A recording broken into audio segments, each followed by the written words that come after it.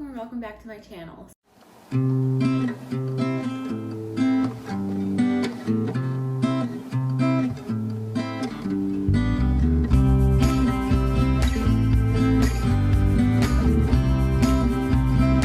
So this is part 3 of how to have a healthy relationship, and this is how to make your relationship polarizing, how to make it playful, romantic, and fun. And I mean, you can have a relationship that's healthy and maybe not magnetic and polarizing, but why would you want that? Wouldn't you want your relationship to be fun and just feel this pull towards each other?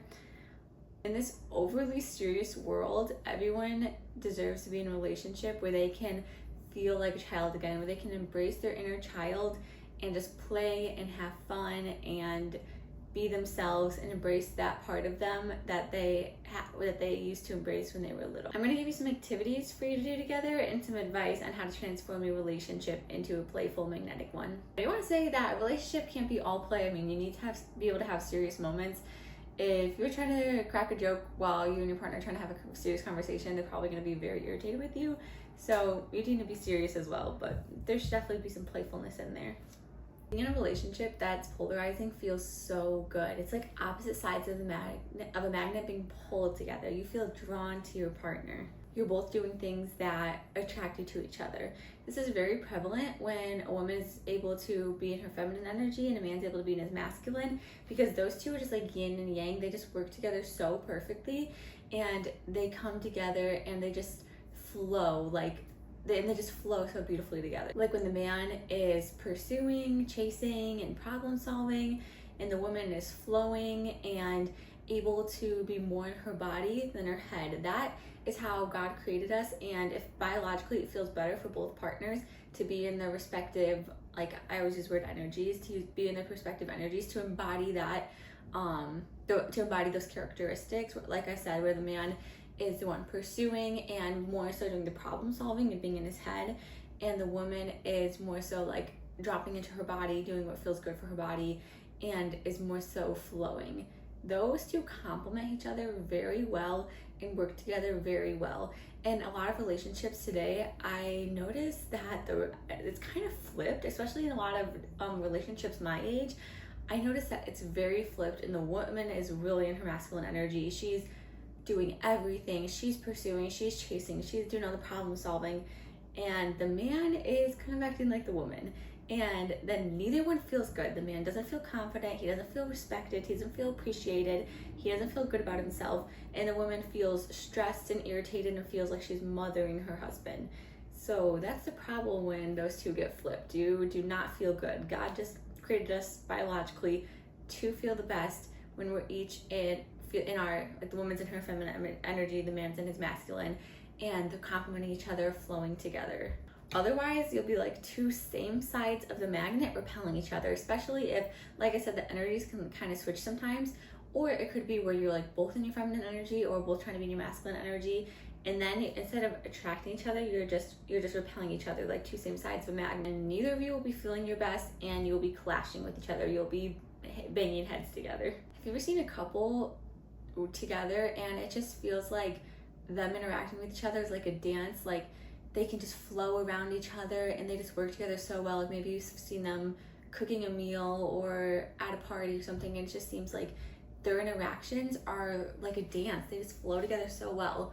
Well, this is the goal. It is the goal to be able to flow with your partner and to just kind of like fit together like a puzzle piece. To have a relationship like this takes a lot of conscious effort, and like I said, sometimes you'll find yourself knocked out of that flow, and so that's when you have to make the effort to get yourselves back where you want to be. This is especially common the first year or so after having a baby, when you can unintentionally slip into that roommate phase. Or maybe you've never had this flow and you want to get it, and that's why you're watching this video. Okay, let's get into some things to make your relationship polarizing. First, an easy one, you should have humor in your relationship. You should be able to kind of or not bicker, what did I say here? Joke back and forth without getting offended. You should be able to like banter. You should be able to have friendly banter back and forth without getting irritated. Trust me, a man gets turned on when his lady can dish it back to him without getting offended. That's probably something that I feel like a lot of men can agree on.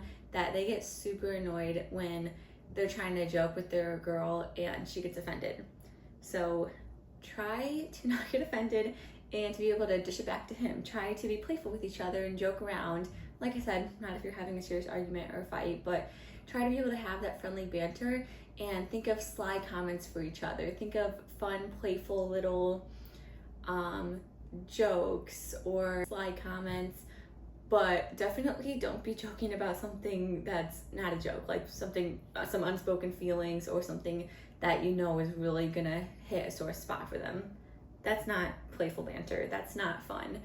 But also, like I said, a lot of women do find themselves getting offended when their man is trying to joke with them because they don't love themselves first. So when a man is when they feel like a man is coming at them, it actually makes them feel really insecure, and it hits that spot in them that they don't feel comfortable with themselves. So when a man's saying it, it really hurts. When the person who they feel like loves them the most is saying it, it really hurts them.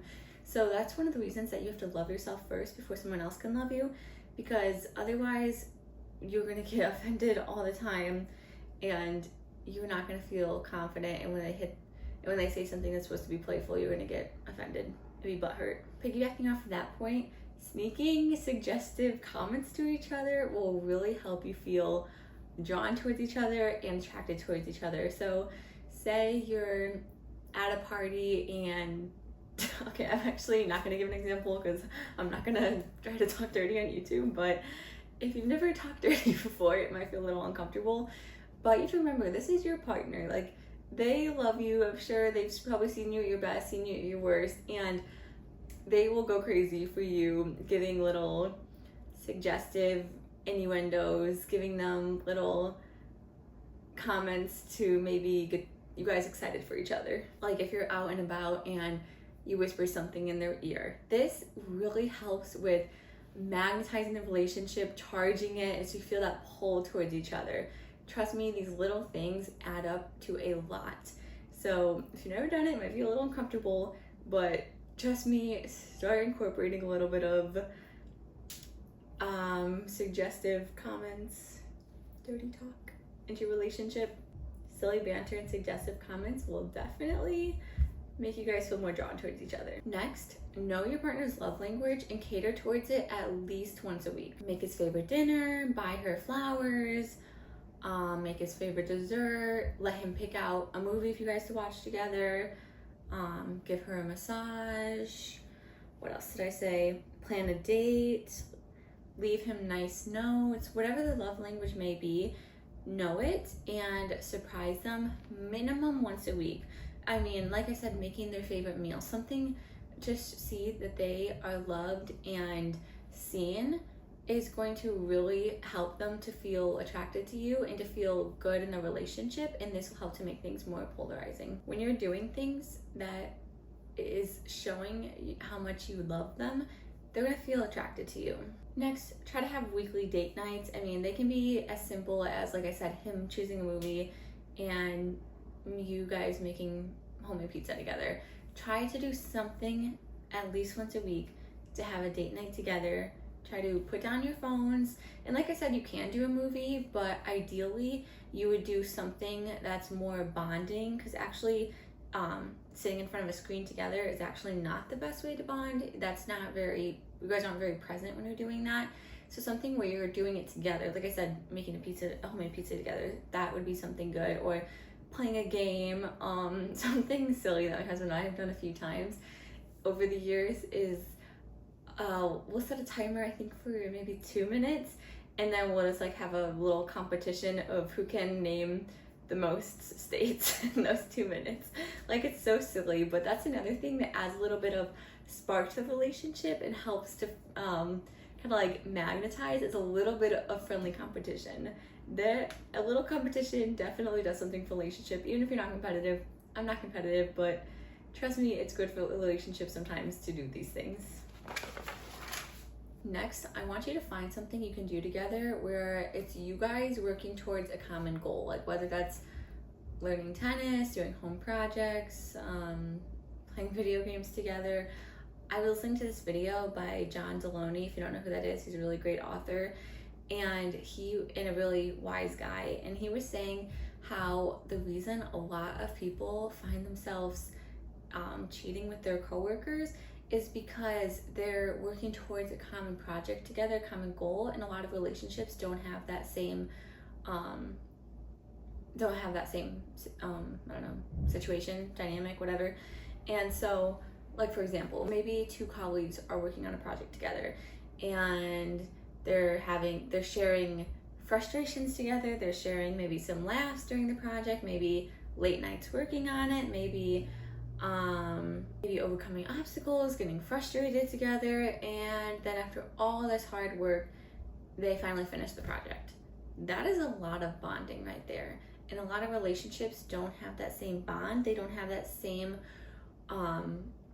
like united goal to do something together. So like I said, something where you guys are both working against, like, say, a problem together towards or you're both working against a problem towards a common goal together. Even if it means learning something that you don't want to learn, like playing video games, something as simple as that, where you can be on the same team and work together, will really help. You guys need to have something where you have the same goal. I feel like a home project would probably be a really good example, because that takes a while. There's definitely some frustrations, there might be some laughs, there might be some hurdles you have to overcome, and then at the end you reach that united goal. Okay, so to summarize so far, joke together, have playful banter, back and forth, have suggestive comments that you give each other throughout the day, random times, surprise each other at least once a week based on their love language,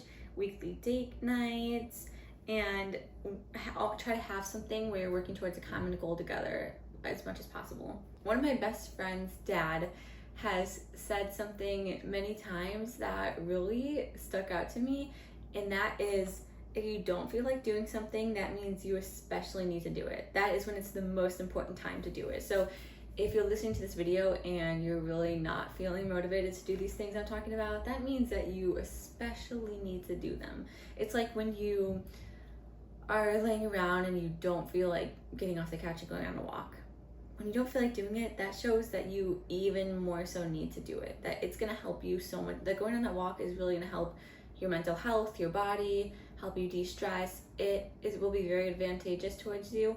And that's the same thing with these suggestions that I'm giving. If you don't feel like doing them, it's the time to do them, and it is going to help so much with your relationship. A relationship should feel like, not like your roommates and just kind of like going through life together, but that you're drawn towards each other, that you're magnetized to each other, you pull towards them, that you're like yin and yang working together, that there's a beautiful flow between you. Relationships are not easy. They take a lot of conscious effort, but they are worth it. This is your life partner, the person that you're going through your highest highs with, your lowest lows, the person that you spend so much time with. It is so worth doing things that you may not exactly feel like doing to get yourself in a spot where to get your relationship in a spot where it's just fun and you feel drawn towards each other. When your relationship is polarized like this, they're randomly coming up to you and kissing your neck in the kitchen, you're receiving random gifts. It feels really good to be in a relationship that's polarized. Okay, next point, to have a polarized relationship, you do not want to criticize yourself, and you do not want your partner to be your therapist. I know I've definitely fallen into that habit many times, where I've been saying bad things about myself, wanting them to make me feel better, or having my partner be my therapist, but that is not what they are there for. And criticizing yourself and saying bad things about yourself is only going to point out things to him that maybe he wouldn't have otherwise noticed. So when you're doing that, it's definitely not making the relationship magnetizing. In fact, it's actually kind of repelling you guys away from each other, even though you may not realize it in the moment.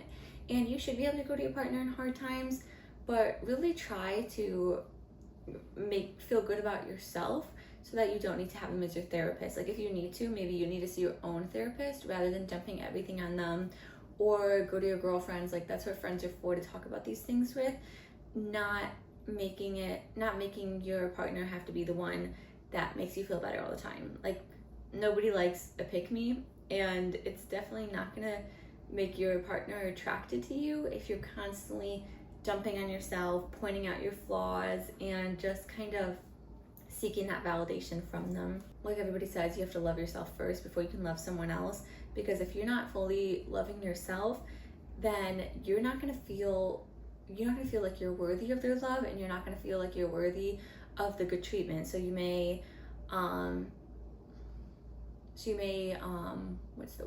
you might unintentionally be sabotaging yourself by only being with loser that you deserve better than, or by acting in a way that's not going to make your relationship polarizing. So if you don't love yourself, you will be unintentionally sabotaging things, and you won't feel that you're worthy of that good love. So even if they try to do something towards you, maybe you'll sabotage it by like starting an argument right away, or criticizing what they did. Like, oh, you got me roses instead of lilies. Like, that's you sabotaging the love. You do not want to do that. Like I said, don't criticize yourself. Also, don't criticize them. Your relationship is not going to feel good. They're not going to feel drawn towards you if they don't feel good in your presence. And they're not going to feel good in your presence if you're tearing them down, you're criticizing them, you're treating them in a way where when they're around you, like I said, they don't feel their best. Your partner wants to feel good around you, and especially men, they definitely notice how they feel around you. So when you're criticizing them, they're not going to feel good around you. And like I said in my last video, even if he's driving to the furthest parking spot in the lot and you're like, what is he doing? Like, obviously he's choosing the worst parking spot. Don't criticize him. You're just gonna have to walk a little bit further. It's okay. Trust me when I say it's not worth it in your relationship to criticize your partner. It's not always easy. Sometimes we want to, and sometimes our partner is the easiest punching bag, but that is the easiest way to make our relationship the opposite of polarizing, to criticize either ourselves, like I said, or criticize them. Okay, next is be your own person. So when I say that, I'll give you an example. My husband absolutely hates those like jean jumpsuit type of things, if you know what I'm talking about. I literally made, was it part 1 or part 2? I think I made part 2 of this video wearing one. He hates those. He thinks they look like you're like a mechanic in a shop. He thinks that it's like probably the least feminine thing ever, but I love it. I think it's so cute and I love it. So am I not gonna wear it just because he doesn't like it? No, I like it, so I'm gonna wear it even if he doesn't like it. I'm my own person, I can wear it. So definitely be your own person, and do not just kind of be like a simp, if you know what that means. Don't be like pushing yourself aside to please them, because they will feel that desperation, they will sense that, and they're not really gonna like that. You need to be your own person too. But you definitely still want to be impressing your partner, like trying to take care of yourself and trying to make things nice. Maybe try to dress up for a date night for them, or if they've been gone at work all day, maybe make them come home to a nice clean house. Like, you definitely want to be impressing your partner, because that's going to help make them drawn towards you. But it's not going to feel good when you're completely setting yourself aside and just like conforming to them and what they like rather than being your own person, like I said. Okay, let me summarize those again. So joke together, playful banter, suggestive innuendo commentary together, surprise each other at least once a week based on love languages, have date nights once a week, work towards a common goal together,